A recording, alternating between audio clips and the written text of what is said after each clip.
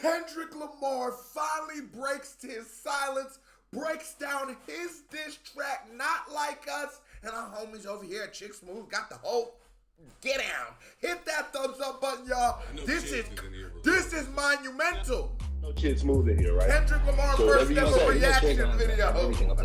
Whatever you say, Chig's gonna be on YouTube with it, man. Kendrick Lamar is now doing interviews as he sat down with Harper's Bazaar magazine. But obviously there has to be a little bit of a wrinkle with everything that Kendrick Lamar does. So this interview, even though it was for this magazine, it was done at the request of Kendrick by SZA. They get into mental health.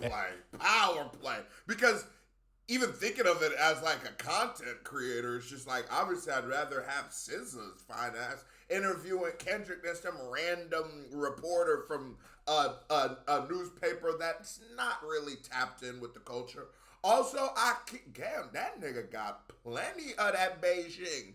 They had his hairline they sprayed that on. That bit coming off in 3 days on my mama. But what I will say is, I really respect that Kendrick doesn't, like, even though he's not on TDE right now, you wouldn't know. When me and Screw went to the pop out, go join that Patreon if you want to see that vlog. Though everybody who opened, I think, is on TDE. Actually, no, there's some just West Coast legends, but I think everybody on TDE performed in some way on that set. And then also getting SZA, who is the face of TDE at this point. And motivation. And Kendrick says his actions are not motivated by anger, but understands that love and war both deserve to be acknowledged. Not that they represent him, but he acknowledges that they both need to exist in the world. And Kendrick lying ass, boy. That nigga literally said, I hate the way that you walk away and you talk. You definitely hated that nigga. I get what you saying, but you definitely hate that nigga. Let's be honest. First, he would be asked about Drake and Not Like Us, and he would give his definition of what it means to him. What's up, y'all? It's your man Talker's World Report for the Chick Smooth channel. We got to talk about this. SZA didn't waste any time. As soon as they sat down, she starts off saying, I want to ask you about your mental health. Do you feel like you suffer from mental illness or experience it ever? Or do you just feel like you're in a multitude of feelings and you're not putting a label on it? Kendrick would say, I grew up with that term. I was hearing it when I was 5 or 6 years old. So you identify with it, but not as it?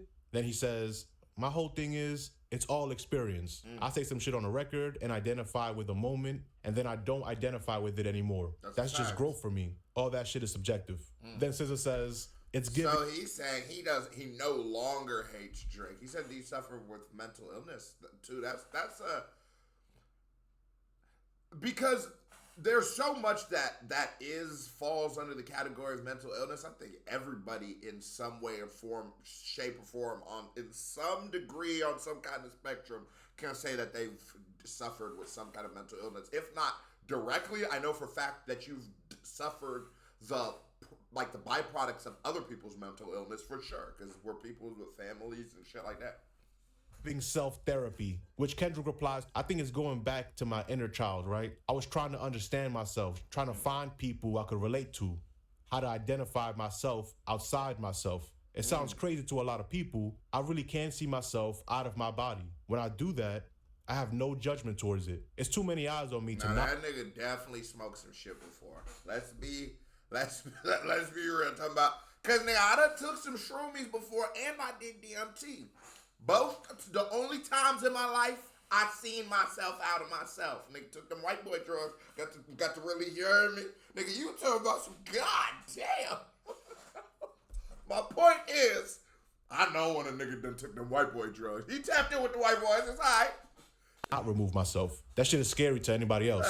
Which SZA focuses on and asks, are you scared? And he would say, no, because I've learned that I can't identify with my performances on stage. I can't hold my true whole identity to that person who's on stage. Because if I did, that means I would judge every movement, every time I mess up a lyric, every time I'm off key. It's too much to deal with. So I have to have a distance between the performer and the person I close my eyes and look at the ceiling with. And I gotta say, bro, I don't know if people believe in like spirituality or things like that, or just like spirit. Right? And, you know, we make our jokes and shit, but when I saw that nigga perform on stage, mind you, we in California in the summer, it's hot as fuck in this place. this nigga in a red hoodie with a hat and chains on. I'm talking about rapping every lyric with no. There was something there, bro. If you were at that performance, you know what I'm saying? And I think that vlog best captures it. There was something in that. Like, bro, something was there. And I get what he means. Like, no, that person is not Kendrick Lamar. That was the spirit of victory and the spirit of love and the West Coast, nigga. It was a crazy mix. I'm trying to tell you, if you missed that hoe, go watch at least the live stream for that. Bit was crucial. I had to develop that tough skin at like 16 or 17 years old, not knowing it was not only for my career, but for myself. It's mentally ill for sure. And then the conversation gets a little more spiritual, as before asking about God, SZA asks, have you done ayahuasca? And Kendrick says no, which she then replies to surprise, saying, what? I wonder how you're arriving at all these conclusions. I want to talk to you about your spiritual practices. How many spiritual practices contribute to your day-to-day? And he says, all day, every day. She says, all day is ceremony? And Kendrick gets personal, saying, ain't no BS, ain't no cliche, but I literally talk to God. Like, it's to a point where I'll be starting to think I'm going crazy, but then he has to remind me, no, this is really me. Well, if that's true. I feel that nigga, because y'all ain't called Moses crazy when that nigga talk about something he was talking to a burning bush.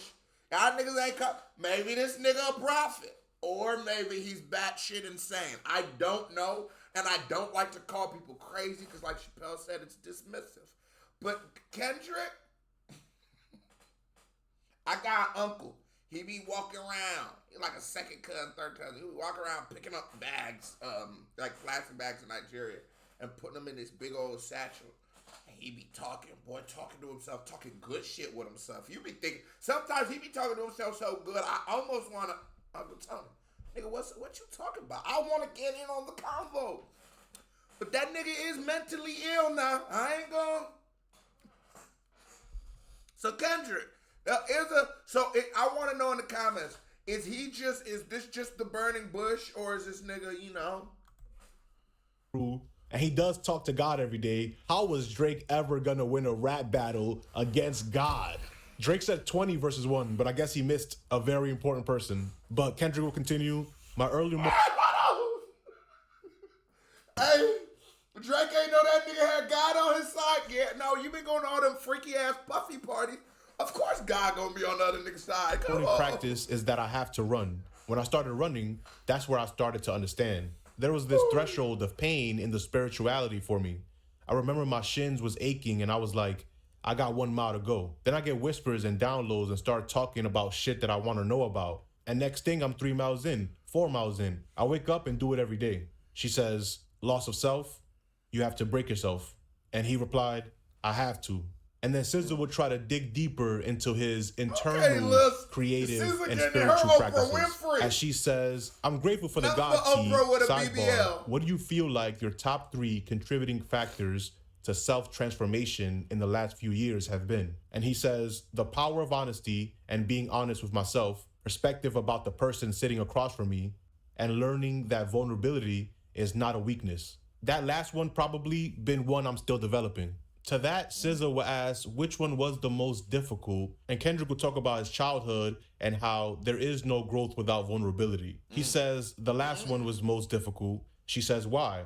And he replies, we talk about our childhood. I hate going back to that. It's traumatizing. My pops, he was tough. He was militant. As far as every day, you are expected to go to work, take care of your family, get back up to do it all over again. Being a man type shit, right? And he never showed no weakness. He never showed any emotion that could garner a one-up from the person sitting across from him. And I learned to experience that, not knowing I had them same traits, right? But for what I do, there is certainly no growth without vulnerability. If I understood the power of vulnerability earlier, I could have had more depth and more reach to the guys that was around me in the neighborhood coming up. You know, our parents, they never had these outlets to express themselves the way they wanted to. I've always looked at us as somewhat of a beacon of hope for them. I've always wanted to know, how does your mom feel about your self-expression? He would ask SZA. SZA would give a story about how her mom grew up and how SZA was... I do always gotta say, we gotta never... like our parents and like the generations before us who are way less emotional.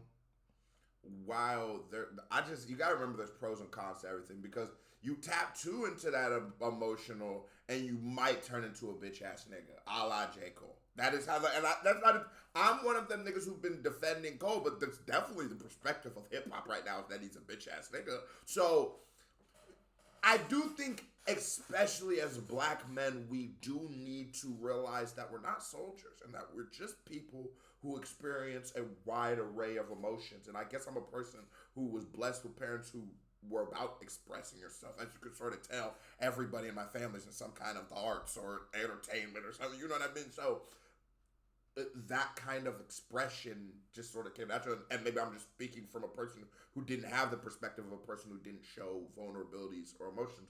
But I do say, man, there is a value to it, because niggas is just some, and I fear for not everybody, not like the whole generation, but mainly like the crop on the internet, right? Or the crop coming into entertainment, and just sort of like niggas is turning into some bitch ass niggas out here, cuz I'm being real. That's why I like niggas like you know what I'm saying? I like cause you gotta think about it. Just like you couldn't take a shot at Hove. And no matter what, you couldn't take a shot at Kendrick. And while he's vulnerable and stuff, this is the perfect balance, I think. Is when you're still a person who, I'm a man, and that means something. That means something very beautiful and meaningful. I'm a man. That's something that comes with stuff. That comes with stuff I can do and stuff I can't. And I should understand that a lot of things that go with being a man are social constructs, right? And they're not actual things, i.e. like blue to pink. These are social constructs. They don't actually exist. But a lot of shit are social constructs. And that's, man, come on, bro. We're not out and so I'm with all of that. But let's not get to the point where we bitch ass niggas and we normalize being a bitch ass nigga. And I think that's how hip hop feels, and that's how KSO feels. Able to give her mom freedom through her music. And Kendrick said you did. On Cole. But a lot of people don't talk about that. That it's a juggling act, man. It can't be too soft, but you don't want to be too hard. Give her freedom. And SZA says, and she gave it to me. But she would turn that right into, when was the last time you cried? When was the first time you cried? And Kendrick would say, I would say the last time I cried was probably on Mr. Morale, on the Mother I Sober record. It was deep for me. SZA would ask, would you say you've done more crying recently than you have in your life? He said, now? Yeah, I have to. She said, it's cleansing. And he replied, it might be easier for you though, which SZA replies to, I cry all the time. I'm gonna cry right now because that's just beautiful. Wait, you didn't tell me. What was the first time that you allowed it to happen? Which then Kendrick says, the first time I allowed it to happen is documented, actually on stage. In 2011, when Dre and Snoop and the whole West Coast was out, and they was like, this is the torch that we were handing off. Dre passed me the torch, and a burst of energy just came out, and I had to let it flow. My tears is all on the internet. And now I look back, and I love that moment. I love that happened moment. because it showed me in real time expressing myself and seeing all the work that I put forth actually come to life in that moment. And for those of you who don't remember, here is that moment. Nigga, you got the torch, nigga. You better run with it. God, this nigga had me goosebumps. There was a moment.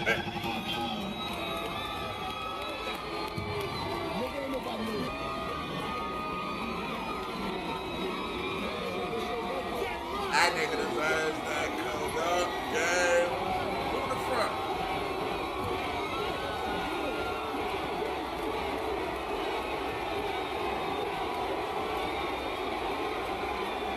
That nigga deserves. That was a man. Fuck Drake.